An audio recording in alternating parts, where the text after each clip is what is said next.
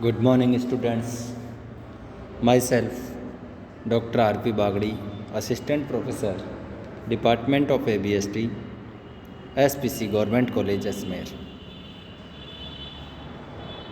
BCom part first ABST के paper first जो कि कॉस्ट अकाउंटिंग का है उससे संबंधित वीडियोज़ मैंने आपको पहले भी बताए थे और आज नया चैप्टर की शुरुआत करते हैं जो है श्रम नियंत्रण में पारिश्रमिक विधियाँ की जो विधियाँ हैं मेथड्स ऑफ रेम्यूनरेशन वो कौन कौन सी होती है और दूसरे शब्दों में कहें तो पारिश्रमिक किसे कहेंगे। श्रम और सेवा, श्रम जो एवं सेवा के करने के उपरांत जो राशि नकद दी जाती है उसे रेम्यूनरेशन कहा जाता है। सामान्यतः पारिश्रमिक में श्रमिकों की मजदूरी, कर्मचारियों का वेतन व भिन्न भिन्न प्रकार के भत्ते सम्मिलित किए जाते हैं। रेम्यूनरेशन में या पारिश्रमिक में मजदूरी, कर्मचारी को वेतन और कुछ भत्ते दिए जाते हैं तो ये भी पारिश्रमिक में सम्मिलित होते हैं। किसी भी उद्योग में श्रमिक की कार्यकुशलता पारिश्रमिक पर निर्भर करती है। कार्यकुशलता एवं पारिश्रमिक में चोली दामन का संबंध है। उचित पारिश्रमिक द्वारा अच्छे और अनुभवी श्रमिकों का उद्योग की ओर आकर्षित किया जा सकता है। अच्छा पारितोषिक दोगे या अच्छा पारिश्रमिक मिलेगा तो अच्छे श्रमिक आपके पास आएंगे और अनुभवी श्रमिक आएंगे तथा वो आपके उद्योग को छोड़कर जाएंगे भी नहीं। इस प्रकार से अपन अच्छा पारिश्रमिक देकर के श्रम निकासी से होने वाली हानि से भी बचा जा सकता है। और उचित पारिश्रमिक मिलने पर श्रमिक संतुष्ट रहते हैं, मन लगाकर कार्य करते हैं, हड़तालें कम होती है, सामग्री व मशीनों का सर्वोत्तम उपयोग होता है तथा उत्पादकता बढ़ती है। अतः श्रम पारिश्रमिक प्रणाली इस प्रकार की होनी चाहिए जिससे प्रत्येक श्रमिक को उचित पारिश्रमिक मिल सके तथा फुर्तीले एवं अच्छा कार्य करने वाले श्रमिकों तथा सुस्त एवं साधारण काम करने वाले श्रमिकों को दिए जाने वाले पारिश्रमिक में कुछ अंतर किया जा सके कि जो कार्य करेगा उसको अच्छा श्रमिक को पारिश्रमिक देना चाहिए और जो थोड़ा कम सुस्त रहता है तो उसको थोड़ा कम भुगतान करना चाहिए जिससे उनमें अंतर दिख सके। और श्रमिकों को पारिश्रमिक देने के लिए विभिन्न विधियां होती है जिनमें से कुछ विधियों का इस वीडियो में अपन बात करेंगे और कुछ का अगले वीडियो में बात करेंगे। तो सबसे पहले बात करते हैं अपन समयानुसार मजदूरी, टाइम रेट वेजेस। श्रमिकों की मजदूरी समय अथवा उत्पादन पर आधारित होती है। समयानुसार मजदूरी का निर्धारण करते समय श्रमिकों द्वारा किए गए उत्पादन का कोई ध्यान नहीं रखा जाता है कि जितना 8 घंटे का टाइम हुआ और उसकी मजदूरी पक्की हो गई, बल्कि उसके द्वारा कारखाने में बिताए गए समय के आधार पर उसकी मजदूरी दी जाती है। समयानुसार मजदूरी प्रति घंटे हो सकती है, प्रति सप्ताह होती है, प्रति माह हो सकती है, निश्चित की जा सकती है। अधिकतर उद्योगों में मजदूरी की यही विधि अपनाई जाती है और यही पाई जाती है। लेकिन ये विधि उपयुक्त कहाँ होती है? जो ये विधि वहीं उपयुक्त होती है जहाँ पर कार्यकुशलता के लिए उचित स्तर तथा अच्छी किस्म के उत्पादन की आवश्यकता होती है, जैसे घड़ी का उत्पादन, अच्छी किस्म का सिलाई का कार्य, औजार बनाना, कपड़ा बुनना आदि। जहाँ पर श्रमिकों एवं कर्मचारियों की सेवाओं का मूल्यांकन नहीं किया जा सकता, जैसे चौकीदार, कारखाने के मैनेजर आदि का वेतन। जहाँ पर उत्पादन की गति उत्पादन प्रक्रिया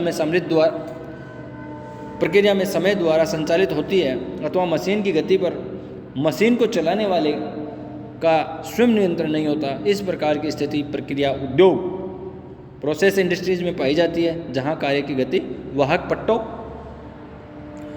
द्वारा नियंत्रित की जाती है। जहां नए श्रमिक नियुक्त किए जाए क्योंकि इनके द्वारा शुरू से अधिक उत्पादन की आशा नहीं की जा सकती। जहाँ पर उत्पादन इकाई बहुत छोटी होती है तथा फोरमैन का निरीक्षण सुदृढ़ हो वहाँ पर समयानुसार मजदूरी निर्धारित की जाती है। समयानुसार मजदूरी के लाभ, इस विधि को अपनाने से लाभ क्या क्या होते हैं, ये विधि बहुत ही सरल है। इसके अंतर्गत प्रत्येक श्रमिक की मजदूरी निकालने के लिए wages equal to hours work, कितने घंटे में काम किया और प्रति घंटे में उसको कितने रुपए दिया। तो वर्क वेजेज बराबर HW इंटू RH। HW का मतलब हावर्स वर्क, कितने घंटे कार्य किए और प्रति घंटे की क्या रेट थी। चूँकि श्रमिकों को अपने कार्य समाप्त करने में की जल्दी नहीं होती है, अतः वह वस्तुओं की किस्म पर अपना ध्यान केंद्रित करता है, इसमें सुधार करता है और इस पद्धति के अंतर्गत श्रमिकों को एक निश्चित पारिश्रमिक मिलने का विश्वास रहता है, जिससे वह सुदृढ़ रहता है। इसके दोष, इस पद्धति के अंतर्गत उत्पादन बढ़ाने के लिए श्रमिकों में कोई प्रेरणा इंसेंटिव नहीं पाई जाती, अतः अकुशल श्रमिक अपने को सुधारने का प्रयत्न नहीं करता तथा मजदूर धीमी गति से कार्य करता है और अपनी कुशलता को लाभ उत्पादकता को देना पसंद नहीं करते। श्रमिक की मजदूरी का उत्पादन कार्य से संबंध न होने के कारण वह समय के सदुपयोग पर विशेष ध्यान नहीं देता, अतः इस पद्धति के अंतर्गत कार्यहीन समय अधिक पाया जाता है। इस कार्यहीन समय को नियंत्रित करने के लिए निरीक्षण व्यय अधिक होते हैं, जिससे वस्तु की प्रति इकाई उत्पादन लागत अधिक पड़ती है। दूसरी विधि है वो है कार्य दर मजदूरी, PCS रेट वेजेज। जब श्रमिक की मजदूरी की गणना केवल उत्पादन के आधार पर की जाती है तो उस विधि का कार्य दर मजदूरी कहते हैं। ये विधि 3 प्रकार की होती है, सीधी कार्य दर, गारंटी की हुई दैनिक दर के साथ कार्य दर मजदूरी तथा अंतर प्रवर्ती कार्य दर, डिफरेंशियल PCS रेट। तो सीधी कार्य दर विधि में इसके अंतर्गत श्रमिक को एक निश्चित दर पर उसके द्वारा उत्पादित प्रति इकाई के हिसाब से मजदूरी दी जाती है। 4 यूनिट्स का उत्पादन करेगा, 100 रुपये मिलेंगे, ठीक है। इस प्रकार से निर्धारित कर दी जाती है तथा उसके द्वारा कारखाने में व्यतीत किए गए समय का कोई ध्यान नहीं रखा। कितना भी समय रखो, 1 यूनिट के तैयार करेगा तो इतने रुपए उसको दिए जाएंगे। तो इसमें numbers of unit into rate per unit, 1 unit का निर्माण के पैसे दिए जाते हैं। उदाहरण के लिए देखें तो एक श्रमिक ने किसी दिन 10 इकाइयों का उत्पादन किया और मजदूरी की दर प्रति इकाई 15 रुपये हैं, तो 10 इंटू 15 150 रुपये होगी। कार्यदर मजदूरी विधि उन उद्योगों में अपनाई जाती है जहां उत्पादन की सरलता से इकाइयों में विभाजित किया जा सकता है तथा वस्तु की अच्छी किस्म के उत्पादन पर अधिक जोर न दिया जाता। सीधी कार्यदर मजदूरी विधि के लाभ, इस विधि के अंतर्गत मजदूरी का भुगतान श्रमिकों के कार्यानुपात में किया जाता है, अतः प्रति इकाई श्रम लागत एक समान रहती है, उसमें उतार चढ़ाव नहीं पाया जाता। दूसरी ओर अधिक उत्पादन होने पर स्थिर उपरिव्यय की प्रति इकाई की दर भी कमी हो जाती है। यह विधि भी सरल है तथा श्रमिकों को अधिक कार्य करने के लिए प्रोत्साहन प्रदान करती है, क्योंकि प्रत्येक कार्य पर यूनिट से जुड़ा हुआ है, तो जितने यूनिट का निर्माण करेगा उतने उसके पैसे बनेंगे। इसलिए श्रमिक अपना सब कुछ लगा करके कार्य करेगा, पूरी मन से कार्य करेगा। प्रत्येक इकाई की श्रम लागत पहले से ही ज्ञात होती है, अतः लागत लेखांकन सरल हो जाती है। इस विधि के अंतर्गत कुशल और अकुशल श्रमिकों में सरलता से भेद किया जा सकता है तथा अकुशल श्रमिकों के कारण होने वाली हानि से बचा जा सकता है। उद्योगपतियों और श्रमिकों में संघर्ष की संभावना नहीं रहती तथा उनके संबंध भी अच्छे बने रहते हैं। सीधी कार्यदर पद्धति के दोष, इसके दोष कौन से? इस विधि के अंतर्गत अधिक से अधिक इकाइयों का उत्पादन करने की शीघ्रता में उत्पादन के किस्म बिल्कुल गिरावट आ जाती है तथा निकृष्ट वस्तुओं के अधिक उत्पादन का भय रहता है। अधिक पारिश्रमिक के लालच में श्रमिक अपने कार्य घंटों को ध्यान नहीं रखते तथा लगातार कार्य करने से उनके स्वास्थ्य में गिरावट आती है। कुशल और अकुशल श्रमिकों की मजदूरी में अंतर पाए जाने के कारण कभी कभी उनमें वैमनस्य बढ़ जाता है। अकुशल श्रमिक निराश और हतोत्साहित होने से कुशल श्रमिकों को हानि पहुंचाने का प्रयत्न करते हैं। इसी प्रकार ये थी सीधी कार्य दर विधि और दूसरी है गारंटी की हुई दैनिक दर के साथ कार्य दर मजदूरी, piece rate wages with guaranteed day rate. इस विधि के अंतर्गत श्रमिकों की मजदूरी दैनिक दर पर तथा कार्य दर पर से ज्ञात कर ली जाती है, दैनिक दर पे और कार्य दर पे, दोनों में से जो भी अधिक होती है वही मजदूरी श्रमिक को भुगतान कर दी जाती है। इस विधि का ऋण की है शेष पद्धति, बैलेंस ऑफ डेबिट सिस्टम के नाम से भी जाना जाता है। इसके अंतर्गत श्रमिक को मजदूरी कार्य दर पर दी जाती है किंतु उसके दैनिक दर पर मजदूरी की गारंटी भी दी जाती है कि इतना तो मिनिमम आपको मिलेगा ही मिलेगा, अतः उसको काम दर अथवा समय दर में से जो भी अधिक होती है उसी का भुगतान किया जाता है। इस विधि के अंतर्गत यदि श्रमिक का कार्य पर उचित निरीक्षण रखा जाए तो समयानुसार मजदूरी विधि और कार्य दर मजदूरी विधि दोनों के लाभ प्राप्त हो जाते हैं। साधारणतया श्रमिकों के द्वारा उत्पादन इतनी मात्रा में होता है कि प्रबंधकों को दैनिक दर के आधार पर मजदूरी की गारंटी देने के कोई हानि नहीं होती। इसके विपरीत यदि असाधारण परिस्थितिवश श्रमिक अपना उत्पादन स्तर कायम नहीं रख पाता तो इस विधि के अंतर्गत उसे मजदूरी की हानि नहीं होती है। कुल मिलाकर के इसमें क्या गारंटी दे दी जाती है कि आपको मिनिमम इतना अमाउंट तो मिलेगा ही मिलेगा, और बाकी आप काम करोगे तो उसके ऊपर भी डिपेंड करेगा। तीसरी मेथड है अंतर प्रवर्तित कार्य दरें, डिफरेंशियल पीसीएस रेट। ये दरें श्रमिकों को प्रोत्साहन देने तथा उनकी कुशलता बढ़ाने के लिए दृष्टि से अपनाई जाती है। इस योजना के अंतर्गत कारखाने की ओर से प्रत्येक श्रमिक के लिए आदर्श उत्पादन स्तर निश्चित कर दिया जाता है। प्राय यह आदर्श उत्पादन स्तर 1 घंटे का निश्चित किया जाता है।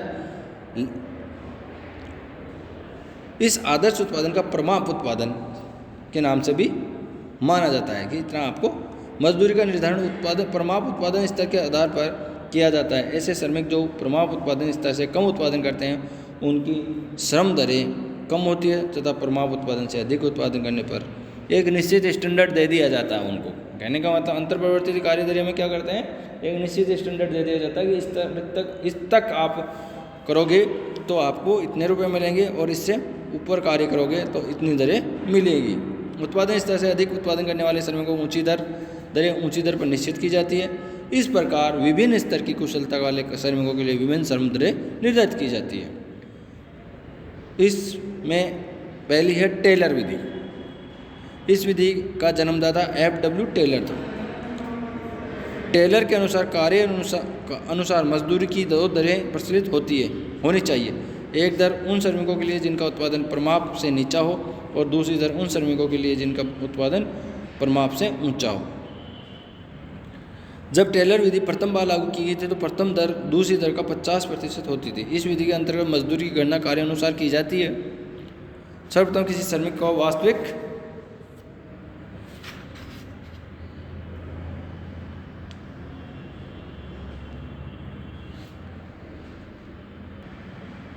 उत्पादन की प्रमाप उत्पादन से तुलना करके यह ज्ञात कर लिया जाता है कि वह कुशल है अथवा अकुशल है। तत्पश्चात उसकी मजदूरी की गणना की जाती है।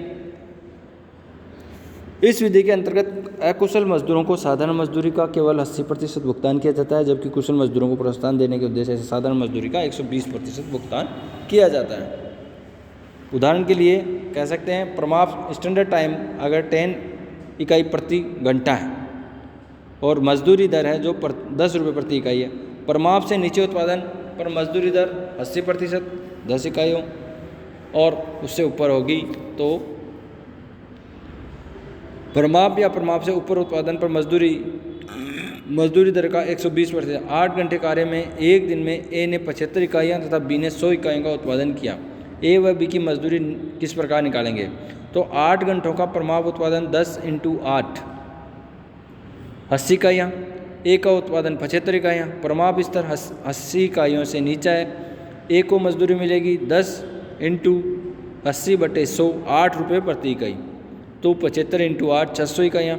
और फिर बी का उत्पादन 100 इकाइयाँ, प्रमाप उत्पादन 80 इकाइयों से ऊंचा है तो बी को मजदूरी मिलेगी 10 × 120/100 बराबर 12 रुपये प्रति इकाई, तो इसको मिलेंगे 1200 रुपये। टेलर विधि के उपयोग उदाहरण से यह स्पष्ट होगा कि कुशल श्रमिक को अधिक उत्पादन के लिए बहुत अधिक प्रोत्साहन मिलता है, जबकि अकुशल श्रमिक को दंड मिलता है। इस विधि के अंतर्गत उत्पादन बढ़ाने प्रति इकाई श्रम लागत में भी वृद्धि हो जाती है, जैसा कि उपयुक्त मैंने जो बताया उसमें है ही कि ए की लागत 8 रुपये प्रति इकाई और बी की श्रम लागत 12 रुपये प्रति इकाई है। टेलर विधि का सबसे बड़ा दोष यह है कि प्रमाप उत्पादन को दंड से थोड़ा कम उत्पादन होने पर श्रमिक को बहुत अधिक दंड भोगना पड़ता है। दूसरी विधि है मेरिक विधि। टेलर विधि के अंतर्गत मजदूरी को केवल 2 ही दरें प्रचलित होती है, किंतु मेरिक विधि के अंतर्गत कम से कम 3 दरों का उपयोग किया जाता है। जैसे 83% सामान्य मजदूरी दी जाएगी कि प्रमाप जो निर्धारित कर रखा है उसका 83% तक रहेंगे तो सामान्य मजदूरी दी जाएगी, और 83 से 100% तक सामान्य दर को 110% और 100% से ऊपर करेगा तो 120%। इस प्रकार ये जो टेलर विधि है उसमें तो 2 ही है, कि स्टैंडर्ड से नीचे काम करेगा तो स्टैंडर्ड इकाइयों से अगर नीचे काम होगा तो उसका 80% भुगतान किया जाएगा, और स्टैंडर्ड से ऊपर काम करेगा तो उसका 120% भुगतान किया जाएगा। और इसी प्रकार ये मेरिक विधि में क्या करते हैं, मेरिक विधि में 3 मेथड 83%, जैसे एक निश्चित प्रतिशत तक तो सामान्य मजदूरी, और 83% तक तो सामान्य मजदूरी, और 83 से 100 तक की 110%, और 100% से ऊपर 120% मजदूरी दी जाएगी। इसी प्रकार गैंट टास्क विधि है। गैंट विधि की यह विशेषता है कि इसके अंतर्गत अंतरप्रवर्तीय कार्य दर के सिद्धांत को ध्यान में रखते हुए भी समय दर की गारंटी दी जाती है। इसमें एक निश्चित अमाउंट की गारंटी दे दी जाती है। तो इस प्रकार ये एक अकुशल श्रमिक को भी समय अनुसार मजदूरी प्राप्त हो जाती है, और इस दृष्टिकोण से इस विधि टेलर मेरिक प्रणाली से उत्तम है। इस विधि के अंतर्गत मजदूरी की दरें निम्न प्रकार होती है।